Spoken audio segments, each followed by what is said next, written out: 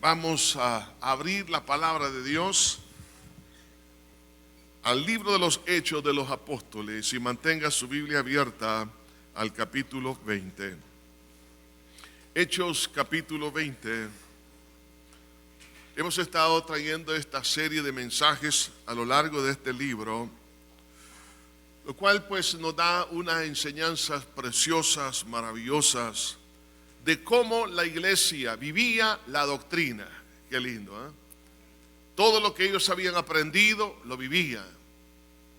Es decir, los hechos hablan por sí mismos a manera de fruto de lo que significa tener las convicciones firmes en el Señor. Pero también a través de la palabra nos enseña aquellas cosas que eran imitación y que no eran las adecuadas. Por eso que en este recorrido que hemos tenido a lo largo de este libro, Los Hechos, es realmente, como toda la Biblia, de gran enseñanza. Quiero en esta hora, hermanos, en medio de las situaciones que vivimos y que es oportuno que podamos hablar sobre este tema, problemas de inseguridad no solamente a nivel nacional, a nivel internacional, pero estas situaciones se han dado a lo largo de la historia. La iglesia de Cristo en el libro de los Hechos pasó muchas amenazas, muchos problemas. En la vida del apóstol Pablo fue una vida amenazada en una forma continua. Pero quiero decirles, hermanos, que todas las amenazas son oportunidades en las manos del Señor Jesucristo para bien. Por eso quiero hablarles en esta hora bajo el tema 3 consejos para vencer los días malos. 3 consejos para vencer los días malos. En la historia de la nación de Israel encontramos el caso de Moisés cuando estaba con el pueblo. Se encontraban en un momento bastante delicado, porque él llega como enviado de Dios, pero el pueblo de Israel, estando en la cautividad, le dijeron: Moisés, desde el día que tú llegaste aquí, las cosas han empeorado, porque Faraón les había puesto a hacer la misma tarea de ladrillos al día, pero no le daba todos los insumos y ellos tenían que irlos a buscar. Entonces ellos creyeron que la llegada de Moisés fue un grave error y lo estaban rechazando. La crisis se aumenta, pero ellos no se daban cuenta que la salida de Egipto estaba próxima. Y es una de las cosas que nosotros la podemos ver a lo largo también de la historia de la palabra de Dios y también de la historia de cada uno de nosotros como hijos de Dios. Que antes que venga una gran bendición por parte de Dios, las crisis se aumentan. La vida del apóstol Pablo no fue la excepción. En esta lectura que vamos a tener, en este capítulo 20, estamos viendo aquí el último tramo de la vida y ministerio del apóstol Pablo. Pero estando en esa condición, él fue amenazado una y otra vez. Problemas sin fin le vinieron a él, pero esto solamente anunciaba que Pablo tenía que terminar su carrera con gozo y el ministerio que había recibido por parte del Señor. Si usted en este momento se encuentra en alguna dificultad, quiero darles entonces, a la luz de la palabra de Dios, 3 consejos para vencer esos días malos. El primero de ellos es prudencia ante las amenazas. Las amenazas siempre han existido, siempre han de existir, por lo tanto tenemos nosotros que manejarlas adecuadamente. Capítulo 20, versículo 1 al 6, leemos: Después que cesó el alboroto, llamó Pablo a los discípulos y, habiéndolos exhortado y abrazado, se despidió y salió para ir a Macedonia. Y después de recorrer aquella región y de exhortarles con gran abundancia de palabras, llegó a Grecia. Y después de haber estado allí 3 meses, y siéndole puesta acechanza por los judíos, para cuanto se embarcase para Siria, tomó la decisión de volver por Macedonia. Y le acompañaron hasta Asia, Sopater de Berea, Aristarco y Segundo de Tesalónica, Gayo de Derbe y Timoteo, y de Asia, Tíquico y Trófimo. Estos, habiéndose adelantado y nos esperaban en Troas, y nosotros, pasados los días de los panes sin levadura, navegamos de Filipo, y en 5 días nos reunimos con ellos en Troas, donde nos quedamos 7 días. La palabra de Dios nos dice en el libro de Proverbios, en el capítulo 18, versículo 12, que antes de la honra es el abatimiento. Vemos aquí que Pablo tenía amenazas en Éfeso, y ahora cuando llega a Grecia, una vez más, recibe amenazas. A la luz de la historia bíblica encontramos también el caso de Saúl, que amenazó a David en muchas oportunidades, y él, como una medida prudente, salió del palacio para luego estar cumpliendo el ministerio que Dios le iba a conceder en su debida oportunidad para llegar a ser el próximo rey de Israel. David pasó momentos difíciles previo a el momento de ser el rey establecido. Si usted está pasando por alguna amenaza de alguna naturaleza, no solamente amenazas a muerte, amenazas de extorsión, amenazas de una enfermedad, amenazas de divorcio o de cualquier otra situación, quiero decirle, hermanos, que es necesario que nosotros seamos prudentes. Y para eso es importante que veamos algunos factores que nos ayudan para no correr riesgos innecesarios. Pablo en ninguna manera fue un hombre cobarde, sino que fue un hombre prudente. De hecho, vemos en algunas oportunidades donde él se enfrentó cara a cara con la circunstancia, pero en este caso específico que vamos a leer, vemos aquí cómo este hombre de Dios pudo determinar que hay situaciones que no necesitamos nosotros arriesgarnos por ser imprudentes. Vemos aquí, hermanos, uno de los primeros factores es la opinión de los hermanos en Cristo. Qué importante es formar parte de la familia de Dios. ¿Por qué? Porque tenemos el mismo espíritu, y al tener el mismo espíritu, el Espíritu Santo nos puede dar testimonio y dar palabras de consejo y de advertencia en algún caso de otra persona. En el capítulo 19 del libro de los Hechos, en el versículo 30, dice aquí la palabra de Dios: y queriendo Pablo salir al pueblo, los discípulos no le dejaron. Aquí vemos a estos hermanos en Cristo que ellos pudieron discernir que no era prudente que Pablo se presentase en el anfiteatro para poder presentar esa defensa, donde estaba una multitud enardecida, enloquecida, prácticamente endemoniada. Entonces ellos le dijeron: Pablo, no salgas, aunque Pablo era autoridad sobre ellos. Pero vemos también que Pablo escuchó lo que ellos le dijeron. Pero también el versículo 31 dice: y también algunas de las autoridades de Asia, que eran sus amigos, le enviaron recado, rogándole que no se presentase en el teatro. Entonces vemos aquí también el consejo, pero de amigos. Usted debe de discernir quién es un compañero y quién es un verdadero amigo. Entonces la opinión de los hermanos en Cristo es muy importante.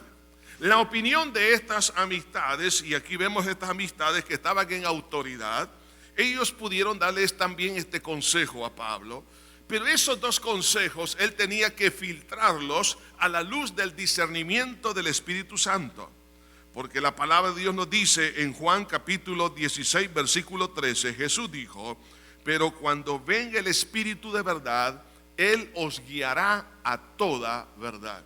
El Espíritu Santo que mora en nosotros nos va a confirmar que es su voluntad. Y el Espíritu Santo que estaba en la vida del apóstol Pablo lo guió a tomar una decisión prudente.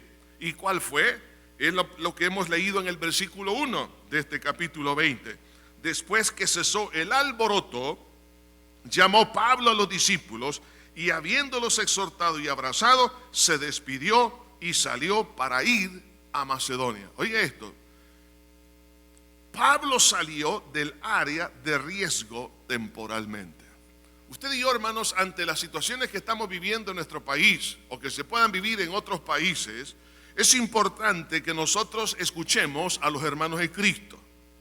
No nos vamos a dejar guiar por la opinión pública. Está bien, pero es un factor a ser considerado. También la opinión de buenos amigos, pero verdaderos amigos, no compañeros. También, sobre todo, la guianza del Espíritu Santo. Y cuando el Espíritu Santo nos guía, entonces tengo que tomar una decisión de salir del área de riesgo. Un ejemplo muy claro de esto fue la amenaza que vino de Herodes sobre el niño Jesús.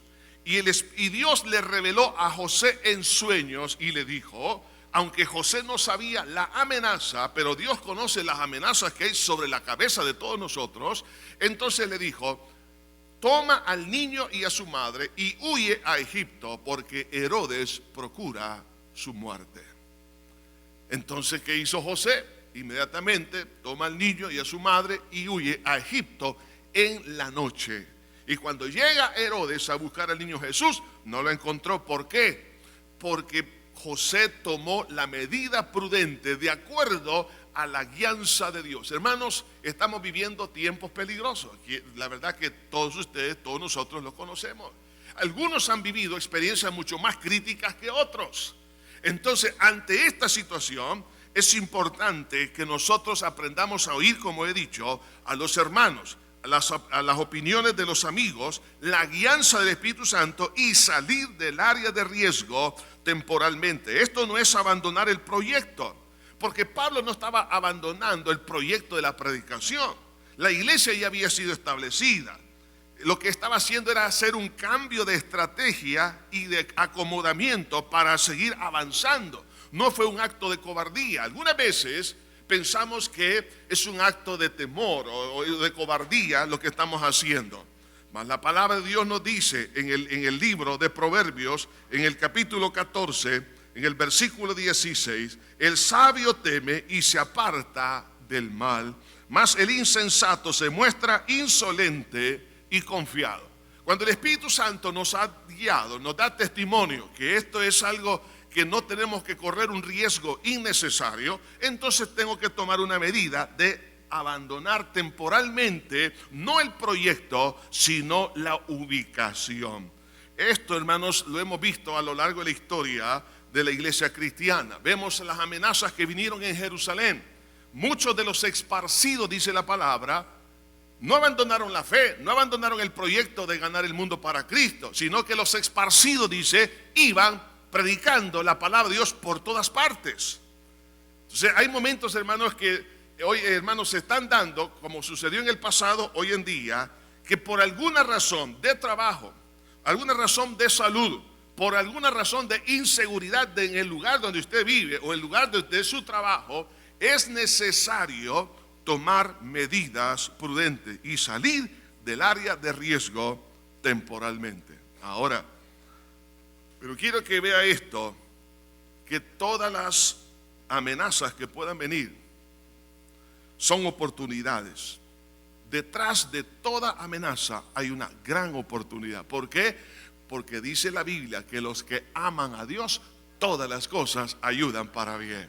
Dios sabía que existían esas amenazas, pero esas amenazas lo que hicieron en la iglesia primitiva es extender el reino de los cielos rápidamente.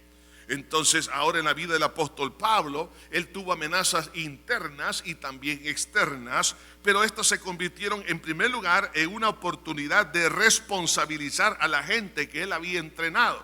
Por eso dice aquí la escritura, y Pablo llamó, dice, a los discípulos y habiéndolos exhortado y abrazado, se despidió.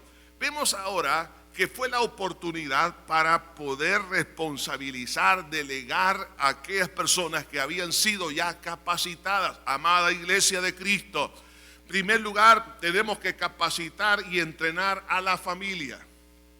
Los hijos tienen que ser discipulados, tienen que ser entrenados. En el lugar de trabajo tenemos que tener no solamente obreros, trabajadores, tenemos que tener discípulos en el área empresarial.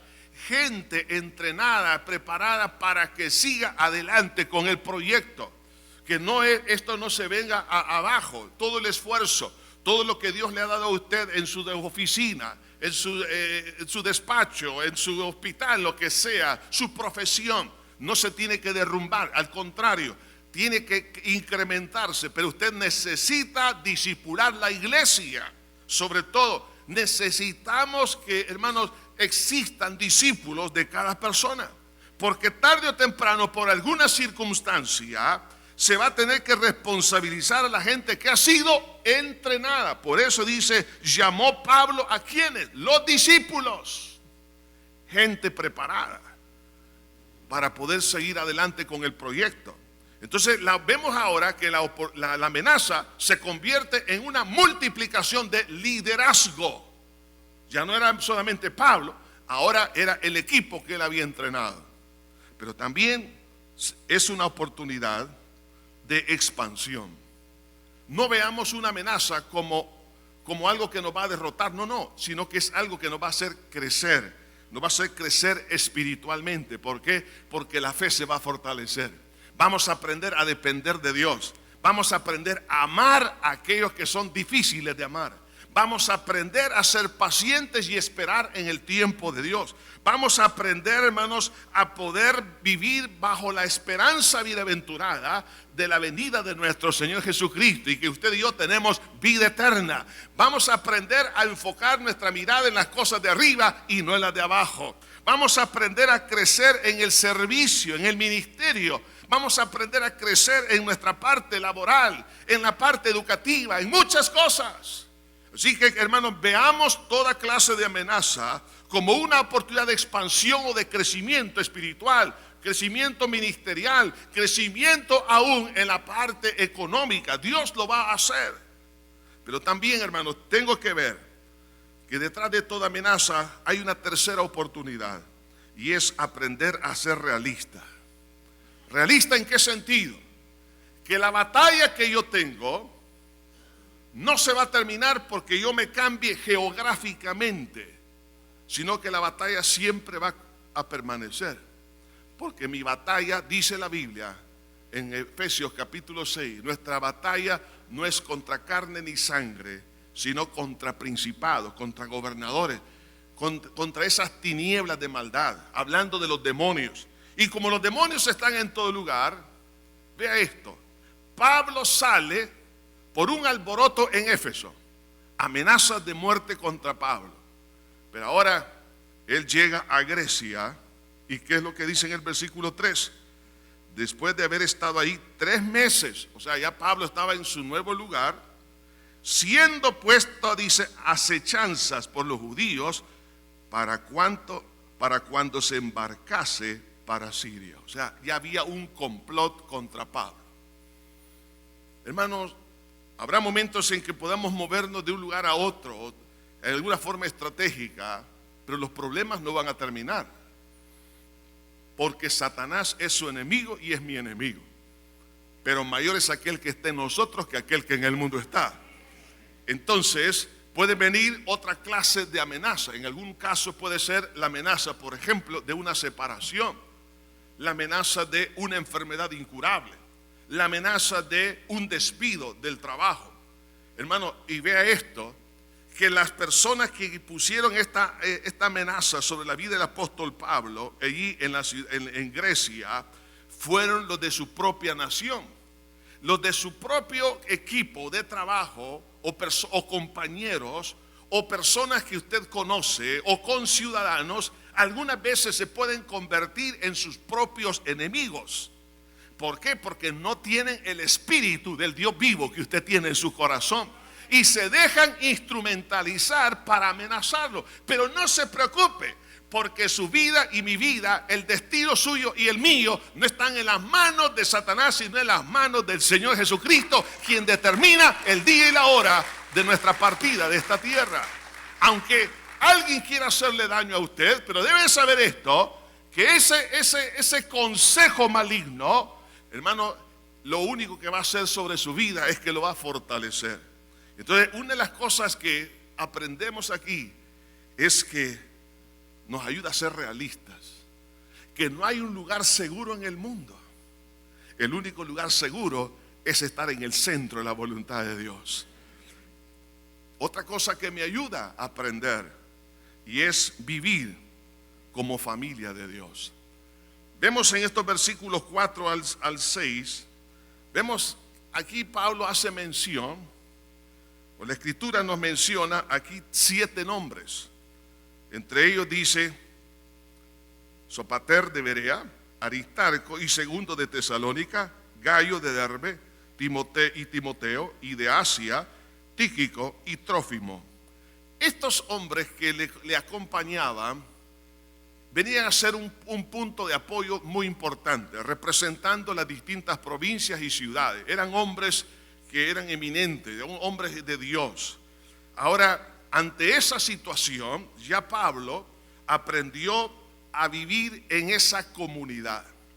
Ante una amenaza de cualquier naturaleza, problemas de salud, amenazas de desastres naturales, amenazas, hermanos, por la violencia y la maldad que se está multiplicando en nuestro país cada día, entonces es cuando usted y yo tenemos que aprender a vivir en grupo como familia de Dios. Ya Pablo, aquí vemos que le acompañaron, o sea, ellos dijeron, no, Pablo, sabemos que hay amenazas sobre ti, no te vamos a dejar solo.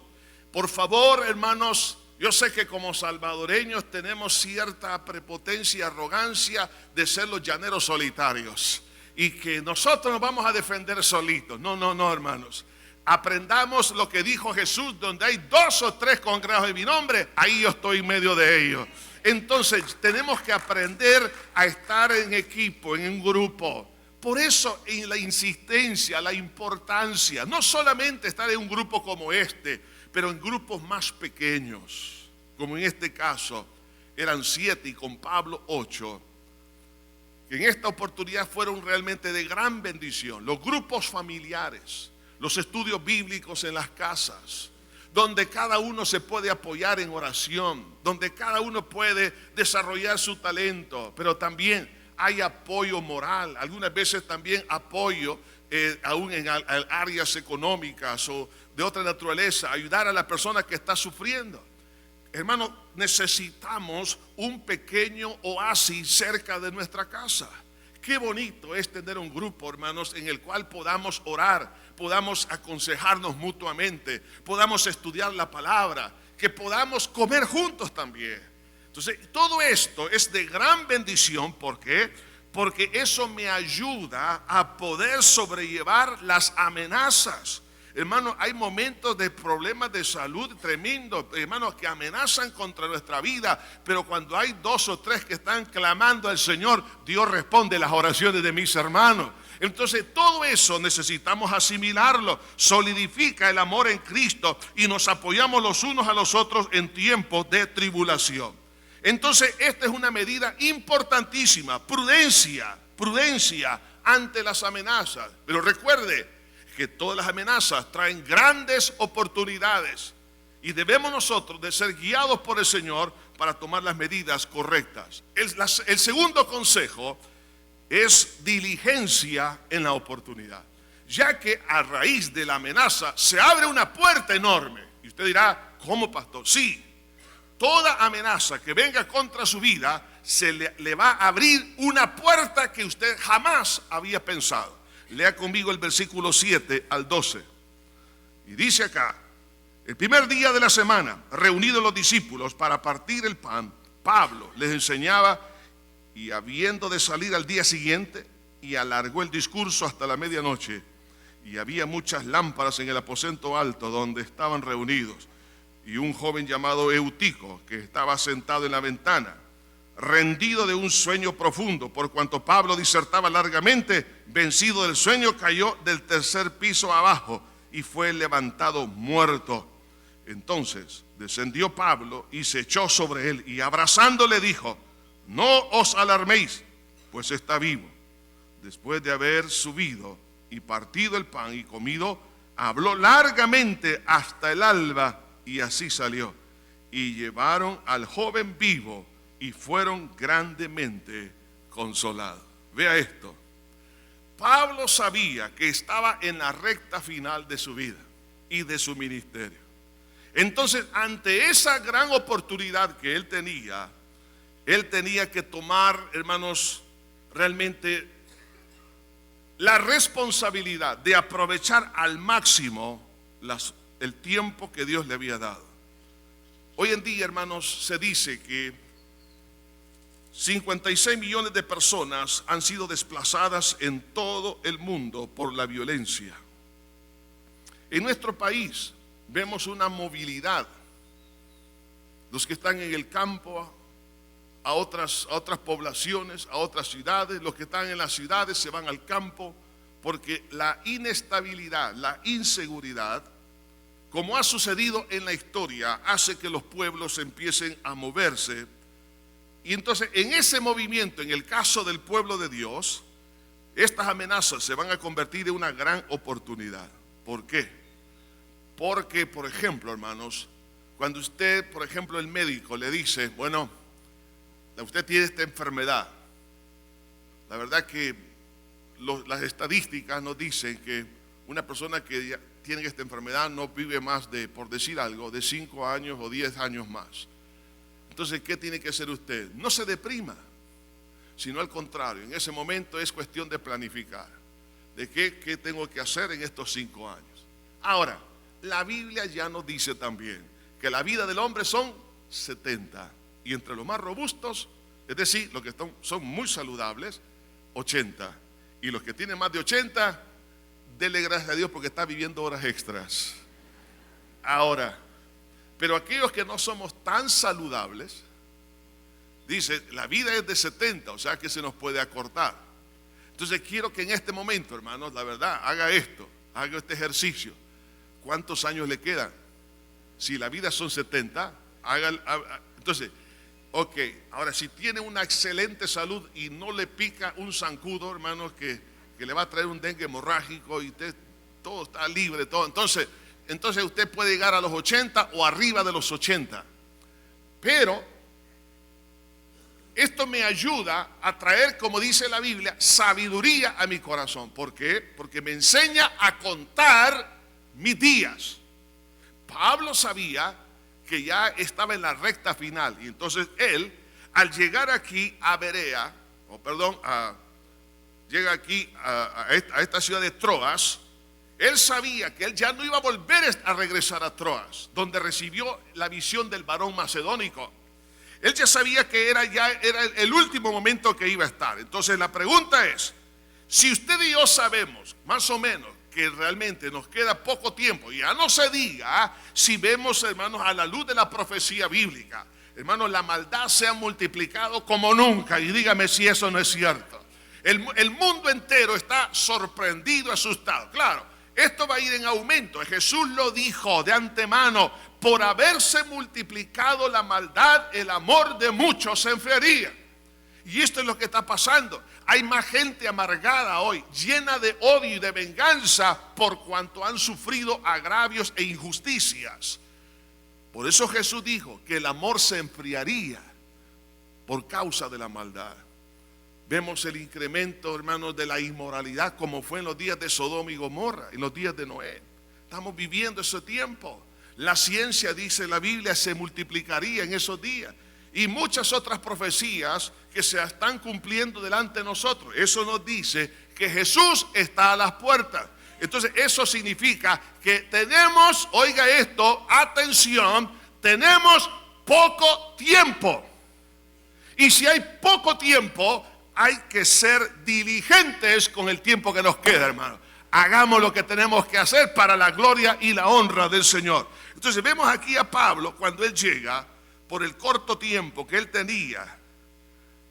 Mire, Pablo empieza a predicarle, reúne a todos los hermanos, a todos los líderes, y en ese discurso que dio lo llevó hasta la medianoche, dice. O sea que él dijo: no, yo ya no vuelvo acá, y voy a aprovechar para darles un intensivo. En ese momento que estaba dando él esa prédica, probablemente duró, así que dele gracias a Dios si predico 40, 50 minutos. Pablo predicaba, como en este caso, 3, 4, 5 horas seguido. Y en la noche, entonces estaban ahí Dice ahí que estaba en una ventana. Yo no sé por qué los jóvenes siempre andan buscando el peligro. En la tercera planta, este joven estaba sentado en la ventana, oyendo el discurso. Probablemente estaba haciendo mucho calor. Era más o menos el tiempo de abril, de marzo a abril, este evento que estamos leyendo. Entonces, dice ahí, había muchas lámparas. Probablemente, recuerde que no eran lámparas como las que hoy tenemos, sino lámparas de aceite. Había mucho calor, mucha gente y muchas lámparas. Y eso estaba sofocando, creo que a ese joven. Dijo, no, aquí está más fresco. Entonces se sentó en la ventana. Aquí está bueno. Entonces, pero él se cansó. Dice, porque Pablo estaba predicando largo, como algunos de ustedes se vienen a dormir. Pero les voy a decir, han quedado en cámara y los vamos a sacar. Bueno, entonces, hermano, ahí estaba este muchacho y en eso se cae, hermano. Pensó que estaba haciendo un clavado en una piscina y ¡pum! Y muere. Mire, en el proceso de Pablo de aprovechar la oportunidad, porque ese es el momento de enseñarle, de hacer que la iglesia creciera en la fe, hermanos, en ese momento van a aparecer algunos obstáculos. Y en este caso fue como una baldada de agua fría para esa reunión, para desanimar a la gente. Pablo, me imagino que alguien decía, por haber predicado tan largo, mira lo que le pasó a Eutico. Pero Pablo se recordó lo que el profeta Elías y Eliseo hicieron cuando habían casos de unos niños muertos. Entonces, en cada uno de sus ministerios, Elías y también Eliseo se tiraron sobre el niño. Y ahora vemos a Pablo que se tira sobre ese joven, lo abraza y ora, y Dios lo resucita. Oiga esto. En el proceso de ser diligente en la oportunidad, van a venir baldadas de agua fría de muerte, que le van a decir a usted, ¿para qué sigues adelante? Mira lo que ha sucedido. Ahora, en lugar de haber alegría, hay luto, hay dolor, hay tristeza. Pero en ese instante usted y yo debemos de entender que el que hizo los cielos y la tierra, que nos llamó a ser diligentes en la oportunidad, porque se nos ha abierto una puerta ancha y magnífica. Yo tengo que aprovecharla. Entonces el Señor se encargará de quitar la muerte y poner la vida, de quitar la tristeza y poner el baile, de hacer cosas grandes, de sanar su dolencia y darle la salud que usted necesita. Por eso, hermano, en el momento de ser diligente en la oportunidad, no nos preocupemos, los obstáculos van a venir, pero Dios cambiará todo. El apóstol, hablando acerca de esa oportunidad que él tuvo en esas circunstancias tan difíciles en el campo misionero, en el capítulo 16 de la primera epístola de Pablo a los Corintios, en el versículo 8 y 9 dice: pero estaré en Éfeso hasta Pentecostés, porque se me ha abierto puerta grande y eficaz, y muchos son los adversarios. Dice, se me ha abierto puerta ancha, gloria a Dios. Pero él estaba en Éfeso, es decir, en los momentos de mayor persecución y mayor tribulación, se abrieron esas puertas. Pero esas puertas, hermano, eran puertas que Dios le estaba abriendo. Sin embargo, dice, y muchos son los adversarios.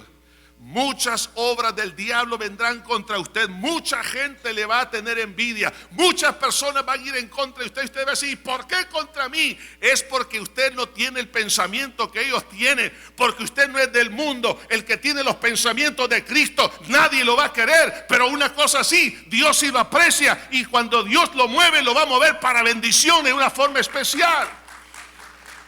No acepte, hermanos, una derrota cuando el enemigo venga con ese tipo de acusaciones. Pero es una puerta, es una gran oportunidad, aunque hay muchos adversarios.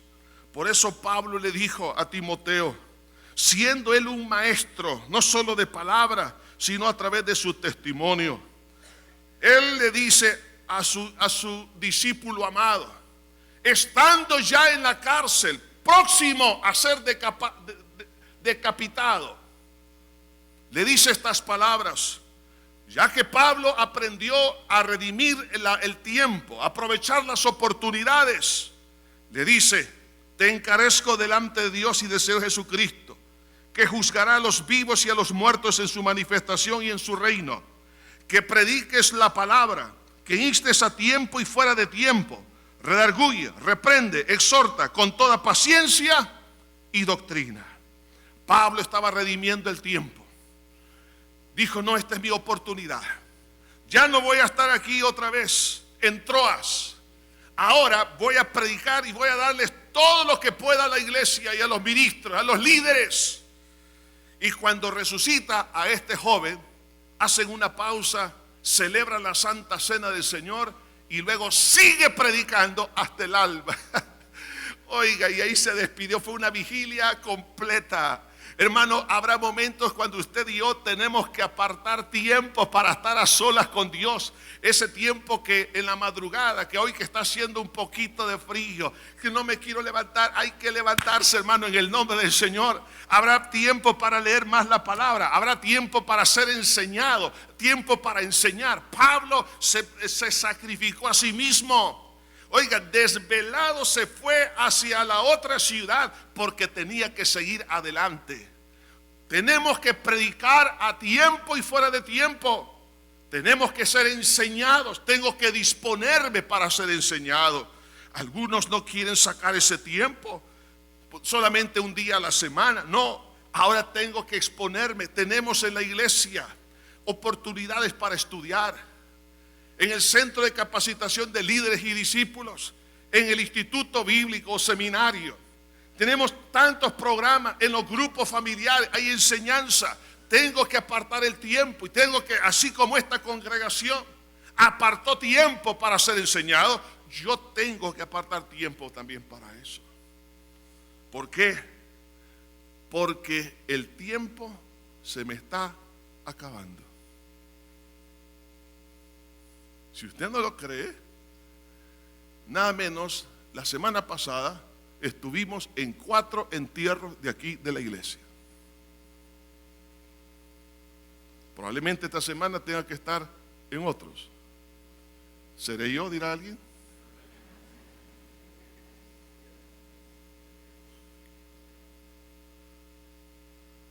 Mueren niños, jóvenes y ancianos. Por lo tanto, tengo que ser diligente, aprovechar la oportunidad que Dios me da. Porque dice la Biblia: los que sembraron con lágrimas, con regocijo segarán. Pablo se esforzó al máximo, por lo tanto podía traer las gavillas y traerlas con regocijo. Por eso, hermanos, aprovechemos la oportunidad, pero hay que ser diligente. Si el tiempo para ser enseñado y el tiempo para enseñar ha llegado, hermanos, no podemos quedarnos con los brazos cruzados. Ahora es tiempo de evangelizar, es tiempo de predicar, es tiempo de enseñar, es tiempo de aprender, es tiempo de exponerme a ser enseñado. Pero el otro consejo es priorizar la voluntad de Dios. En el versículo 13 en adelante, encontramos ahora este viaje de Pablo a Mileto, pero hay una oración muy importante en esta lectura que nos expresa que Pablo había priorizado la voluntad de Dios. Y hay ciertos detalles, pero estos detalles son importantes porque nos hablan de la diligencia de querer hacer la voluntad de Dios. Dice: nosotros, adelantándonos a embarcarnos, navegamos a Asón para recoger allí a Pablo, ya que así lo había determinado, queriendo él ir por tierra. Cuando se reunió con nosotros en Asón, tomándole a bordo, vinimos a Mitilene. Navegando de allí, al día siguiente llegamos delante de Quíos, y al otro día, tomando puerto en Samos, y habiendo hecho escala en Trogilio, al día siguiente llegamos a Mileto. Ahora, fíjese bien, ¿por qué la Biblia da estos detalles del viaje de Pablo? Versículo 16. porque Pablo se había propuesto pasar de largo a Éfeso para no detenerse en Asia, pues se apresuraba por estar el día de Pentecostés, si fuese posible, en Jerusalén. ¿Qué significaba Jerusalén en este momento para la vida de Pablo? Significaba el último tramo de su vida y ministerio. Él quería estar en Jerusalén, ¿por qué? Porque prácticamente ahora su ministerio que Dios le había dado desde el momento de su conversión, y esto lo veremos en su debida oportunidad, pero en el momento de la conversión, en el capítulo 9 del libro de los Hechos, a través de las palabras de Ananías, vemos a lo que Dios le dice a Ananías con respecto a la misión que este hombre Saulo de Tarso tenía, y le dice: ve, porque instrumento escogido me es este, para llevar mi nombre en presencia de los gentiles y de reyes y de los hijos de Israel, porque yo le mostraré cuánto le es necesario padecer por causa de mi nombre. El ministerio de Pablo había estado dedicado a los de la nación hebrea, luego comienza también especialmente con los gentiles, pero esta parte profética de reyes todavía no lo había logrado, pero en esta etapa de su vida sí lo pudo lograr. Entonces, cuando usted y yo estamos prácticamente en el último tramo de nuestra carrera cristiana sobre la faz de esta tierra, entonces yo tengo que tomar una decisión, y es esta, fundamental: Señor, quiero hacer tu voluntad. No me importa, Señor, mis planes, mis proyectos, ni las ideas de otras personas. Lo que yo le voy a dar prioridad, número uno, es a tu voluntad. Y Pablo sabía que la voluntad de Dios era que él fuera a Jerusalén para terminar de cumplir la misión que Dios le había encomendado. La pregunta es: ¿conoce usted cuál es la voluntad de Dios para su vida? Hermano, hay algunos que le tienen miedo a la voluntad de Dios. Me recuerdo hace unos años atrás, un joven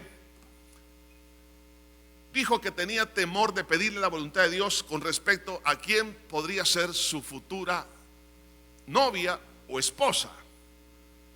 Y alguien le preguntó: ¿y por qué tienes miedo? Y él dijo: bueno, es que no quiero que Dios me dé la más fea de la iglesia. La verdad que la voluntad de Dios no es fea. La Biblia dice que es agradable y perfecta. Entonces, cuando entiendo la voluntad de Dios, esto me va a ayudar a tomar una decisión por ella. Vamos a llegar a tomar la decisión que Jesús tomó en Getsemaní: no se haga mi voluntad.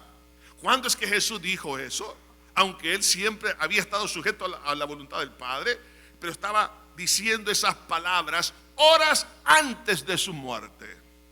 Entonces, usted y yo, que estamos cerca del día de nuestra partida, o que Cristo venga, entonces tengo en primer lugar que entender la voluntad de Dios para poderla aceptar en plenitud. Para ello, hermanos, la Biblia nos dice que la voluntad de Dios es soberana. Es decir, que Dios todo lo ha planificado y lo que Él ha dicho se ha de cumplir.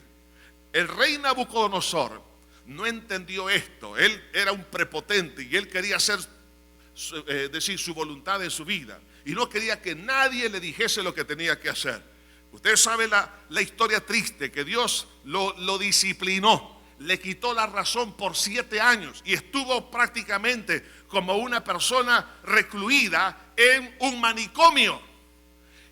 Y después de eso, de 7 años, él recapacita, Dios lo hizo entender y dice estas palabras en el libro de Daniel capítulo 4, versículo 35. Todos los habitantes de la tierra son considerados como nada, y Él hace según su voluntad en el ejército del cielo y en los habitantes de la tierra. No hay quien detenga su mano y le diga: ¿qué haces? Hermano, Jesús va a hacer lo que Él quiere. Él es soberano y Él ha dicho: este es mi proyecto, este es mi plan. El cielo y la tierra pasará, mas mi palabra, dijo Jesús, no pasará. Entonces, si es soberana, ¿yo por qué voy a pelear con algo que es soberano? Yo tengo que más bien es decir, encaminarme hacia esa voluntad. Pero también la voluntad de Dios es el factor que nos orienta en nuestra vida. Es un factor orientador, es el norte. Vean lo que dice 1 de Pedro capítulo 4 versículo 2. Para no vivir el tiempo que resta en la carne conforme a las concupiscencias de los hombres, sino conforme a la voluntad de Dios. La voluntad de Dios nos orienta. ¿Cuál es el camino? No podemos tomar decisiones si no sé hacia dónde voy. Más si yo entiendo la voluntad de Dios, entonces voy a orientar mi vida, mi matrimonio, mi familia, mi carrera, mi salud, mis estudios, mis oportunidades, mi trabajo, todo ¿para qué? Para hacer la voluntad de Dios. En tercer lugar, la voluntad de Dios es lo mejor que nos puede ocurrir. Es lo mejor para nuestra vida. El Señor habló en Jeremías 29:11 diciendo: porque yo sé los pensamientos que tengo acerca de vosotros, dice Jehová, pensamientos de paz y no de mal, para daros el fin que esperáis. Oiga esto, la voluntad de Dios es maravillosa. Son pensamientos de paz. Algunos piensan que no, Dios ha venido para frustrar. No, Jesús dijo, yo he venido para que tengan vida y la tengan en abundancia. Pero sigue diciendo en el versículo 12, entonces me invocaréis. ¿Cuándo vamos a invocar y va a ser efectiva la oración? Cuando he decidido que la voluntad de Dios sea en mi vida. Entonces me invocaréis y vendréis y oraréis a mí y yo os oiré. ¿Cuántos quieren que Dios los escuche, hermano? Entonces Dios dice, bueno, hijo, si tú quieres que yo te escuche, procura que mi voluntad esté sobre ti. Además de eso, la voluntad de Dios, hermanos, es la que establece el vínculo con Dios. Dice la palabra en Marcos 3:35. Jesús dijo estas palabras: porque todo aquel que hace la voluntad de Dios, ese es mi hermano, mi hermana y mi madre. El hacer la voluntad de Dios establece ese vínculo con Dios. Pero también la persona que ha decidido que la voluntad de Dios esté sobre su vida, le da permanencia y estabilidad. Primera de Juan 2:17 dice, y el mundo pasa y sus deseos, pero el que hace la voluntad de Dios permanece para siempre. La voluntad de Dios es lo que nos garantiza la permanencia y la estabilidad. Pero también la voluntad de Dios debe de ser lo más importante en nuestra vida. Pablo quería estar en Jerusalén. Cuando fue amenazado, se iba a embarcar, pero conociendo que había acechanza en la embarcación, en ese medio de transporte, dijo, no, yo no me subo acá, me voy por tierra. ¿Por qué? Porque él quería estar en el centro de la voluntad de Dios. Ahora, cuando una persona tiene la voluntad de Dios en lo más profundo de su corazón, la voluntad de Dios se convierte en lo más importante. Dice, no, yo no voy a dejar que el diablo me arrebate lo que Dios me ha dado. Yo quiero cumplir con lo que Dios me ha entregado. Y por eso que el Señor dice en Juan capítulo 4, versículo 34, Jesús le dijo, mi comida es que haga la voluntad del que me envió y que acabe su obra. La necesidad número uno de Jesús era esa, hacer la voluntad del Padre y acabar su obra, es decir, terminar esa voluntad. Si eso es en nuestra vida, así también lo más importante es nuestra comida, la voluntad de Dios. Hermanos, eso nos va a orientar, nos va a dar el empuje necesario. Ahí vamos a tener los insumos espirituales para salir adelante. Pero surge una pregunta y es, ¿cómo puedo yo identificar la voluntad específica de Dios para mi vida? Por lo menos les quiero mencionar tres cosas. En primer lugar, hay que conocerla por medio de la Biblia. En el Salmo 48, la palabra de Dios nos dice, el hacer tu voluntad, Dios mío, me ha agradado y tu ley está en medio de mi corazón. La palabra, cuando está en medio del corazón, entonces voy a conocer qué es lo que Dios quiere. Específicamente, aquí está en la palabra. No hay dónde perderse. En segundo lugar, hay que pedirla en oración. Estamos hablando de la voluntad específica. Por eso el Señor en Mateo capítulo 6, en el versículo 10, en el Padre Nuestro está esta oración.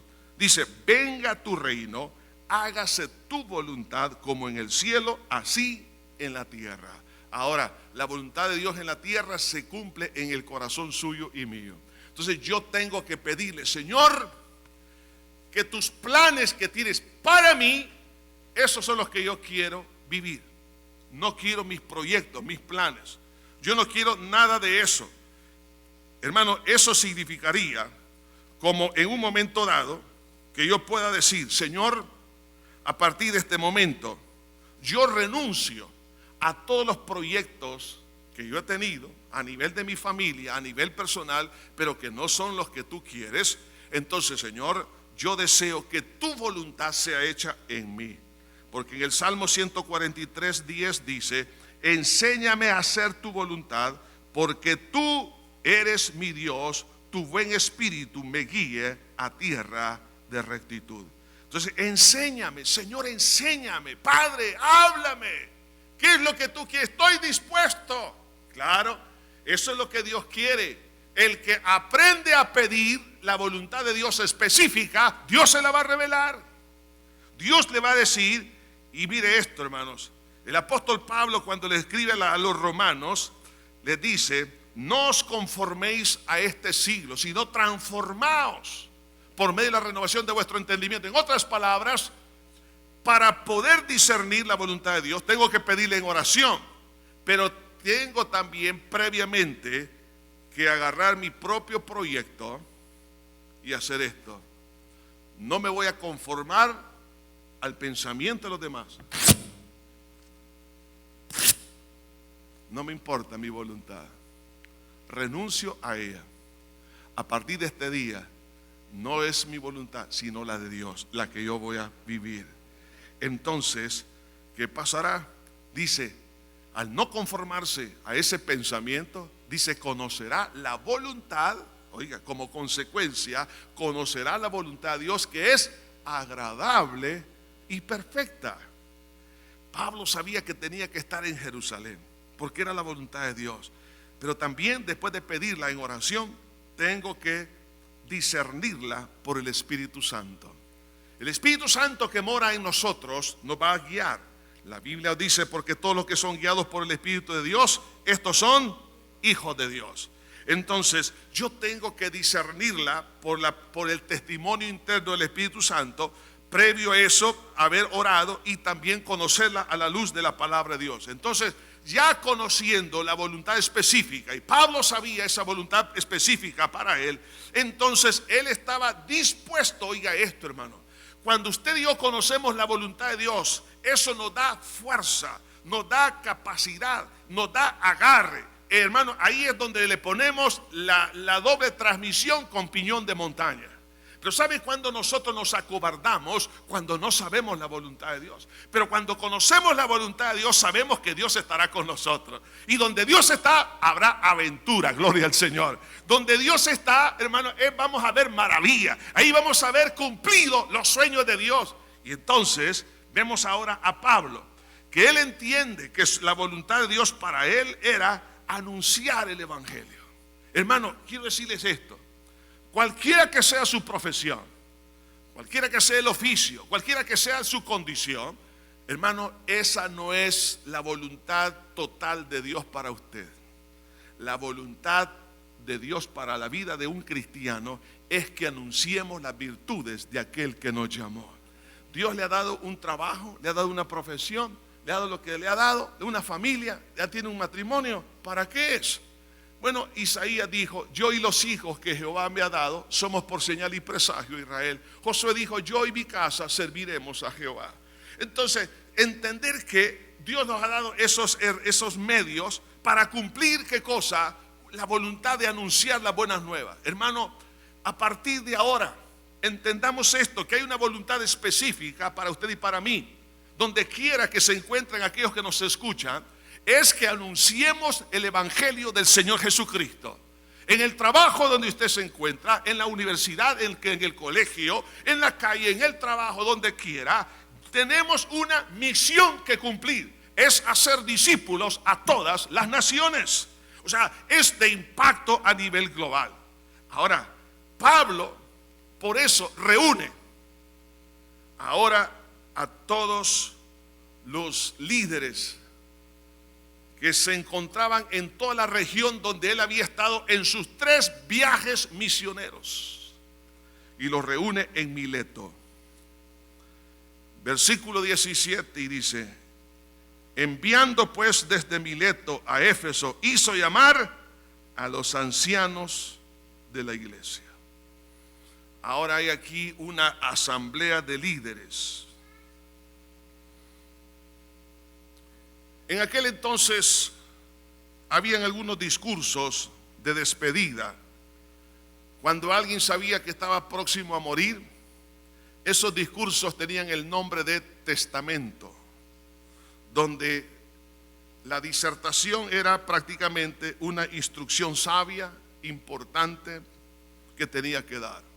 Ahora Pablo sabe que ya no iba a regresar a esa ciudad, nunca más. Entonces ahora él, habiendo entendido la voluntad de Dios para su vida, eso lo llenó de pasión. Hermano, la pasión es la que nos mantiene vivos. La pasión por la palabra de Dios es la que nos mantiene adelante. Hermano, si usted está pasando algún problema matrimonial y su pasión es el matrimonio, si el matrimonio fracasa, su pasión termina. Si su trabajo ha sido su pasión y se termina su trabajo, se terminó la fuerza de motivación. Si su inspiración es su salud, pero pierde la salud, entonces pierde la motivación. Pero cuando su pasión y mi pasión es cumplir la voluntad de Dios, entonces no importan las lágrimas, no importan las incertidumbres, no importan las tribulaciones, lo importante es cumplir el ministerio que el Señor nos ha entregado. Por eso Pablo, cuando les habla a estos hombres que estaban reunidos ahí en Mileto, les habla de esa pasión que hervía en su alma, en su corazón, y estaba dispuesto a morir por causa de Cristo. No estaba deprimido, sino que él estaba lleno de satisfacción. ¿Por qué? Porque la palabra de Dios en su alma era lo primero. Amada iglesia del Señor, estamos viviendo tiempos peligrosos, momentos delicados. Ahora nos toca entonces, ante tanta adversidad y tanto problema, recuerde, ser prudentes ante las amenazas. No hay que correr riesgos innecesarios. El tomar ciertas medidas no es cobardía, es reubicación de puestos y también una reubicación de oportunidades. Entonces yo tengo que ver qué es lo que Dios quiere de mi vida. Recuerde usted, la vida suya y de su familia está en las manos del Señor Jesucristo, y Él se encargará de que esa puerta ancha y eficaz que nos ha abierto, que la podamos conquistar. Pero tengo que ser diligente, tengo que aprovechar la oportunidad. No tengo que irme a acostar, no, es tiempo de trabajar. En el momento que usted se sienta desplazado, se sienta, hermano, que algo lo ha movido de su estabilidad, es el momento de ponerse a trabajar específicamente en lo que Dios ha querido. Y recuerde esto, hay que poner la prioridad número 1 en la voluntad de Dios. Y eso nos va a dar la firmeza para terminar nuestra carrera con gozo. Jesús está a las puertas, hermanos. Nuestra vida puede perecer en cualquier instante. Lo importante es terminar nuestra carrera con gozo. Así que estos 3 consejos para vencer los días malos, que sean de bendición para usted y para mí. Pero esto nos va a ayudar a que el enemigo no se va a reír de habernos vencido, sino que vamos a dar gloria a Dios, porque Él hizo lo posible para que el plan de Él se cumpliera en nosotros, y terminaríamos nuestros días felices y gozosos por haber cumplido la tarea que Dios nos ha encomendado. Gloria al Señor. Padre, estamos delante de tu presencia en esta hora, dándote infinitas gracias. Nada es imposible para ti, Señor. Te pido, para la gloria de tu nombre, que tú salves las almas, Señor. Si hay aquí una persona que nos está visitando, o aquellas personas que nos escuchan por los distintos medios de comunicación, quiero decirle que la oportunidad la tiene ahora. Dele su corazón a Cristo. Pídale perdón por sus pecados. Si hay alguien aquí que pueda decir, sí, yo necesito esa experiencia, necesito que Dios me cambie. Ya no soporto vivir en el pecado. Me ha amargado la vida, la he destruido y he destruido a muchas personas. Pero quiero volver a Dios. Entonces, repite esta oración conmigo, sobre todo que salga de su alma. Padre eterno que estás en los cielos, me arrepiento de todo corazón, de todos mis pecados con los cuales te he ofendido. Perdóname por haber hecho lo malo delante de tus ojos. Señor Jesús, te pido que me limpies con tu sangre que derramaste en la cruz del Calvario. Soy pecadora. Me duele el haber herido tu corazón con tanto pecado, pero también creo que tú me amas y derramaste tu sangre para perdonarme, y por la fe en esa sangre recibo el perdón.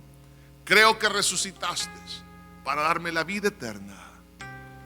Por lo tanto te abro mi corazón y te recibo como mi único Salvador y Señor de mi vida. Siga orando con sus propias palabras. Ahora, iglesia del Señor, tomemos una decisión. La decisión es muy clara. La decisión de ser prudentes. Deje que el Espíritu Santo lo guíe. No tenga temor. Solo busque la puerta que Dios le abre a través de cualquier clase de amenaza, de cualquier desplazamiento, de cualquier movimiento, de cualquier cambio de estado, de cualquier clase de cambio. Dígale, Señor, Señor, dame la prudencia. Ayúdame, Señor, a discernir lo que tengo que hacer. Padre, mira en este momento, Señor, en toda la tierra hay tantas amenazas, tantas crisis, tantos problemas. Pero qué lindo es tener esa nube de día y una columna de fuego por la noche que nos guía. Tu Espíritu Santo nos guía a toda verdad. Te pido, mi buen pastor, que tú bendigas a tu iglesia. Señor, que en ningún momento desmaye mi hermana, mi hermano, por el temor. Que no haya pánico en nadie, Señor. Que no haya, Señor, desesperación. Padre, te pido que, Señor, tú los guardes, los guíes y los protejas. Que las decisiones que se tengan que tomar sean decisiones sabias, dirigidas por tu palabra, por tu Espíritu. Señor, que podamos aprender a recibir los consejos de mis hermanos, de amigos, sobre todo el consejo del Espíritu Santo, para tomar decisiones. Señor, pedimos, Señor, que nos ayudes a aprovechar la oportunidad. Ayúdanos a ser diligentes, porque en el momento que se da una crisis, eso significa el tiempo es corto. Sí, eso significa que tengo que administrar correctamente el tiempo para ser enseñado y para enseñar. Significa el hacer lo que no hice. Ahora tengo que redimir el tiempo y aún fuera de tiempo. Señor, si Pablo tuvo que hacerlo, no en todos los casos, pero en este caso, toda una noche enseñó y predicó. Quizás más de 8 horas él estuvo enseñando y predicando, ministrando. Ahora, oh Dios, ayúdanos a cada uno de nosotros. Sabiendo que el tiempo es corto, tenemos que hacerlo mejor. Pero también, Padre, queremos decirte, lo único que nos interesa es tu voluntad. Señor, ayúdanos a clarificar la voluntad específica. ¿Qué es lo que quieres para cada uno? En ella queremos especializarnos. En esa voluntad queremos encaminar todos nuestros mejores esfuerzos. En esa voluntad queremos, Señor, hacer todo. Por lo tanto, de ella misma va a nacer la capacidad de una pasión. Vamos a vencer los obstáculos. Vamos a ser inspirados. Vamos a invertir toda la fuerza que tenemos. Vamos, Señor, aún hasta descansar en tu soberanía. Vamos a ver cosas increíbles. Por lo tanto, Señor, en este día te pido para gloria y honra preciosa de tu santo nombre, Señor, que nos ayudes a discernir tu voluntad específica y por ella queremos vivir.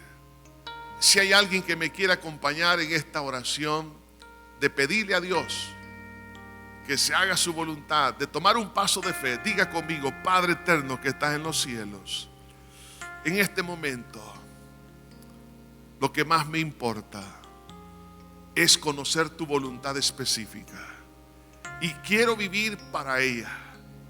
Toda mi fuerza, el tiempo, mi salud, lo que tengo, me quiero enfocar en tu voluntad. No quiero perder más el tiempo. A partir de ahora te doy gracias, Señor. Gracias, porque todo problema, toda amenaza, toda circunstancia adversa me es una gran oportunidad. Por lo tanto, Señor, ha llegado el tiempo para crecer. Ha llegado el tiempo para avanzar. Señor, te doy gracias. Te doy gracias, Señor. Te doy gracias. Bendiga el nombre del Señor. Padre, te alabamos, te bendecimos, Señor. Padre, en este momento arranca la tristeza. Mira cuánta gente, Señor, oh Dios mío, en toda la tierra, en nuestro país, gente que ha sido amenazada, extorsionada, gente que ha estado, Señor, bueno, algunos se han movilizado por las amenazas dentro de la misma familia, por el abandono de un padre. Han tenido que movilizar, han tenido que cambiar, Señor, de país, de residencia. Bueno, tantas cosas, por enfermedades, Señor, por situaciones laborales, Señor, por tantas razones. Pero en este día, Señor, te pedimos que traigas fortaleza y esperanza a tu pueblo, para gloria y honra de tu nombre, que tu paz gobierne cada vida. En el bello y maravilloso nombre de Cristo, Señor, gracias. Amén y amén.